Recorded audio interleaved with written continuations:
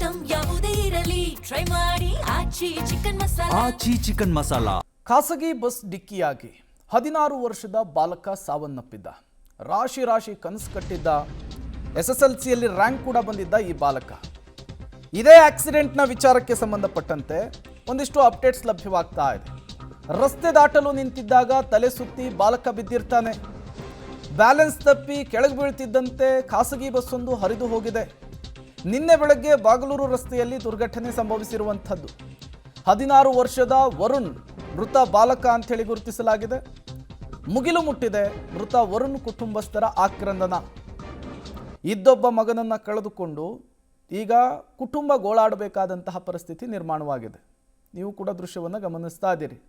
ರಸ್ತೆ ದಾಟ್ತಾ ಇರ್ತಾನೆ 16 ವರ್ಷದ ಬಾಲಕ ವರುಣ್. ಇದ್ದಕ್ಕಿದ್ದ ಹಾಗೆ ತಲೆ ಸುತ್ತು ಬಂದಿದೆ. CC ಕ್ಯಾಮ್ರಾ ಫುಟೇಜಲ್ಲಿ ಸ್ಪಷ್ಟವಾಗಿ ಗೊತ್ತಾಗ್ತಾ ಇದೆ. ಬಸ್ ಕೂಡ ಮೂವ್ ಆಗಿರುತ್ತೆ.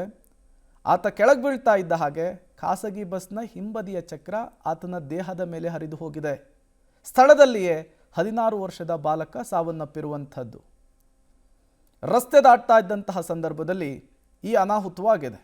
ಈಗಾಗಲೇ ಪ್ರಕರಣ ಕೂಡ ದಾಖಲಾಗಿದೆ. ಏನಾಯಿತು ಎಲ್ಲವೂ ಕೂಡ ಈಗ ಗೊತ್ತಾಗಬೇಕಿದೆ. ನೀವು ಕೂಡ ದೃಶ್ಯವನ್ನು ಗಮನಿಸ್ತಾ ಇದ್ದೀರಿ. ಅಂದರೆ ಬಿಸಿಲಿನಿಂದ ತಲೆ ಸುತ್ತಿ ಬಿದ್ದಿದ್ದ ಅಥವಾ ಬೇರೆ ಏನಾದರೂ ಸಮಸ್ಯೆ ಇತ್ತಾ ಎಲ್ಲವೂ ಕೂಡ ಮರಣೋತ್ತರ ಪರೀಕ್ಷೆಯ ರಿಪೋರ್ಟ್ನಲ್ಲಿ ಗೊತ್ತಾಗ್ಬಿಡುತ್ತೆ.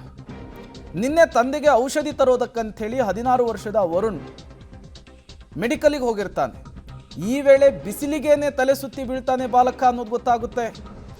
ಬಾಲಕ ಬೀಳ್ತಾ ಇದ್ದಂತೆ ಆತನ ತಲೆಯ ಮೇಲೆ ಖಾಸಗಿ ಬಸ್ನ ಚಕ್ರಗಳು ಹರಿದು ಹೋಗಿದೆ. ಬಾಗಲೂರು ಹೆಣ್ಣೂರು ರಸ್ತೆಯಲ್ಲಿ ವೈಟ್ ಟಾಪಿಂಗ್ ಕಾಮಗಾರಿಯ ಹಿನ್ನೆಲೆಯಲ್ಲಿ ಟ್ರಾಫಿಕ್ ದಟ್ಟಣೆ ಕೂಡ ಹೆಚ್ಚಾಗಿತ್ತು ಅನ್ನೋದು ಗೊತ್ತಾಗ್ತಾ ಇದೆ. ರಸ್ತೆ ದಾಟುವುದಕ್ಕೆ ಹೆಚ್ಚು ಹೊತ್ತು ಕಾಯಬೇಕಾದಂತಹ ಸ್ಥಿತಿ ಈಗ ಅಲ್ಲಿ ನಿರ್ಮಾಣವಾಗಿದೆ.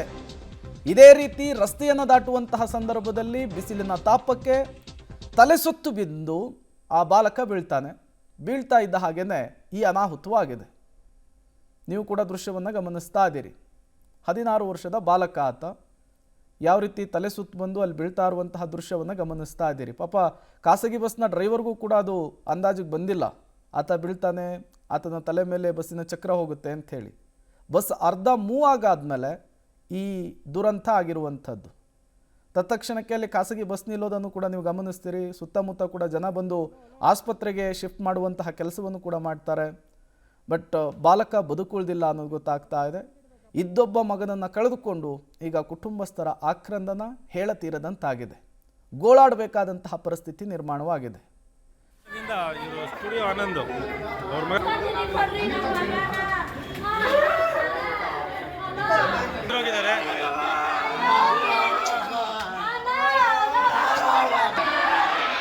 ವೈಟ್ ಟ್ಯಾಪಿಂಗ್ ಇಂದ ಸ್ಟುಡಿಯೋ ಆನಂದ್ ಅವರು ಮಗ ತೀರೋಗಿದ್ದಾರೆ. ಬಸ್ ಡೀಟೇಲ್ಸ್ ಅನ್ನು ಕೊಡೋದಕ್ಕೆ ಉಮೇಶ್ ನೇರ ಸಂಪರ್ಕದಲ್ಲಿ ಜಾಯಿನ್ ಆಗಿದ್ದಾರೆ. ಉಮೇಶ, ಈ ಅವಘಡವನ್ನು ನೋಡ್ತಾ ಇದ್ರೆ ಇದು ಬಾಲಕನ ಗ್ರಹಚಾರ ಅನ್ಬೇಕಾ ಅಥವಾ ಈ ವೈಟ್ ಟಾಪಿಂಗ್ನಿಂದ ಆದಂತಹ ದುರಂತ ಅನ್ಬೇಕಾ? ಹೇಗೆ ಉಮೇಶ್ ಇದು? ಪ್ರೇಮ್, ವೈಟ್ ಟ್ಯಾಪಿಂಗ್ ಇಂದ ಆದ ದುರಂತಲೆ ಅಂತ ಹೇಳ್ಬೇಕು. ಯಾಕೆಂದ್ರೆ ಈ ಸ್ಪಾಟ್ ಏನಿದೆ ಗೆದ್ಲಹಳ್ಳಿ ಬಾಗಲೂರು ಮುಖ್ಯ ರಸ್ತೆಯಲ್ಲಿರುವಂಥ ಗೆದ್ಲಹಳ್ಳಿ ಜಾಗ ಏನಿದೆ, ಇದು ಸುಮಾರು ದಿನಗಳಿಂದಲೂ ಕೂಡ ಈ ಜಾಗದಲ್ಲಿ ವೈಟ್ ಟ್ಯಾಪಿಂಗ್ ನಡೀತಾ ಇದೆ. ಅದೇ ಕಾರಣಕ್ಕಾಗಿ ಒಂದು ರಸ್ತೆಯಲ್ಲಿ ವೈಟ್ ಟ್ಯಾಪಿಂಗ್ ಮಾಡಿ ಬಿಟ್ಟಿದ್ದಾರೆ. ಆದರೆ ಮತ್ತೊಂದು ರಸ್ತೆ ಏನಿದೆ, ಆ ರಸ್ತೆಯಲ್ಲಿ ಎರಡೂ ಕಡೆ ವಾಹನಗಳು ಕೂಡ ಒಟ್ಟಿಗೆ ಅಂದರೆ 1 ವೇ 2 ವೇ ಎರಡೂ ಕೂಡ ಹೋಗಬೇಕು ಒಂದೇ ಜಾಗ ಇರುವಂಥದ್ದು. ಆ ಜಾಗದಲ್ಲೇ ಸಂಪೂರ್ಣ ಟ್ರಾಫಿಕ್ ಜಾಮ್ನಿಂದ ಕೂಡಿರುವಂಥ ಜಾಗದಲ್ಲೇ ಜನರು ಓಡಾಡುವಂಥ ಸ್ಥಿತಿ ಆಗಿರುವಂಥದ್ದು. ನಿನ್ನೆ ಕೂಡ ಬಾಲಕ ವರುಣ್ ಏನಿದ್ದಾನೆ ಈ ವೈಟ್ ಟ್ಯಾಪಿಂಗ್ ಜಾಗದಿಂದ ತನ್ನ ಮನೆ ಈ ಕಡೆಗೆ ಇರುವಂಥದ್ದು. ಆತ ತಮ್ಮ ತಂದೆಗೆ ಹುಷಾರಿಲ್ಲ ಅಂತೇಳಿ ಮೆಡಿಕಲ್ ಇದೆ ಮುಂದೆ, ಮೆಡಿಕಲ್ ಅದಕ್ಕೆ ಮಾತ್ರೆ ತಗೋಬರೋಕ್ಕೆ ಅಂತೇಳಿ ಮನೆಯಿಂದ ಈ ಕಡೆ ರಸ್ತೆ ದಾಟ್ತಿರ್ತಾನೆ. ರಸ್ತೆ ದಾಟಿದಂಥ ವೇಳೆಯಲ್ಲಿ ಅಲ್ಲಿ ಬ್ಯಾರಿಕೇಡ್ ಏನು ಕಾಣ್ತಾ ಇದೆ ನಿಮಗೆ, ಆ ರಸ್ತೆಯ ಮಧ್ಯದಲ್ಲಿ ನಿಂತ್ಕೊಂಡು ರಸ್ತೆ ದಾಟೋದಕ್ಕೆ ಸಾಕಷ್ಟು ಪ್ರಯತ್ನ ಪಡ್ತಾನೆ. ಆದರೂ ಕೂಡ ವಾಹನಗಳು ಜಾಮಿರೋ ಕಾರಣಕ್ಕಾಗಿ ಆತ ರಸ್ತೆ ದಾಟಕ್ಕೆ ಸಾಧ್ಯವಾಗೋದಿಲ್ಲ. ಅದೇ ಸಂದರ್ಭದಲ್ಲಿ ಆತನಿಗೆ 11 ಗಂಟೆ ಆಗಿರೋ ಮಧ್ಯಾಹ್ನ 11 ಗಂಟೆ ಆಗಿರೋ ಕಾರಣಕ್ಕಾಗಿ ತಲೆ ಸುತ್ತು ಬಂದು ಬಂದು ಅಂದರೆ ಅಲ್ಲೇ ಸ್ಥಳದಲ್ಲೇ ಕುಸಿದು ಬೀಳುವಂಥದ್ದು. ಕುಸಿದು ಬಿದ್ದ ಸಂದರ್ಭದಲ್ಲೇ ಹಿಂದಿನಿಂದ ಒಂದು ಖಾಸಗಿ ಬಸ್ ಬರ್ತಾ ಇರುತ್ತೆ, ಅವ್ರಿಗೂ ಕೂಡ ಅಷ್ಟಾಗಿ ಗೊತ್ತಾಗೋದಿಲ್ಲ. ಏಕಾಏಕಿ ಬಾಲಕ ಕುಸಿದು ಬಿದ್ದ ತಕ್ಷಣಕ್ಕೆ ಆ ಬಾಲಕನ ತಲೆ ಮೇಲೆಯೇ ಹಿಂದಿನ ಚಕ್ರ ಹರಿದು ಸ್ಥಳದಲ್ಲೇ ಬಾಲಕ ಕೂಡ ಸಾವನ್ನಪ್ಪಿರುವಂಥದ್ದು. ಸಾಕಷ್ಟು ಜನ ಸಾರ್ವಜನಿಕರು ಕೂಡ ಈ ಸಂಬಂಧಪಟ್ಟ ಹಾಗೆ ಹಲವು ಅಂದರೆ ಆಕ್ರೋಶ ವ್ಯಕ್ತಪಡಿಸುವಂಥದ್ದು. ಈ ವೈಟ್ ಟ್ಯಾಪಿಂಗ್ ರಸ್ತೆ ತಡ ಮಾಡ್ತಿರೋದೇ ಇಲ್ಲಿ ಇಷ್ಟೊಂದು ದೊಡ್ಡ ಮಟ್ಟದ ಟ್ರಾಫಿಕ್ ಆಗ್ತಾ ಇರುವಂಥದ್ದು ಮತ್ತು ಹಲವು ಆಕ್ಸಿಡೆಂಟ್ಗಳಾಗ್ತಾ ಇರುವಂಥದ್ದು ಇದೇ ಕಾರಣಕ್ಕೆ ಅಂತೇಳಿ ಅಲ್ಲಿ ಸ್ಥಳೀಯರು ಕೂಡ ಆರೋಪ ಮಾಡ್ತಾ ಇದ್ದಾರೆ. ನಿಜಕ್ಕೂ ಈ ಸ್ಥಳದಲ್ಲೂ ಕೂಡ ಒಂದು ಕಡೆಯಿಂದ ಒಂದೊಂದು ಕಡೆಗೆ ಓಡಾಡೋಕ್ಕೂ ಕೂಡ ಸಾಧ್ಯವಾಗೋದಿಲ್ಲ.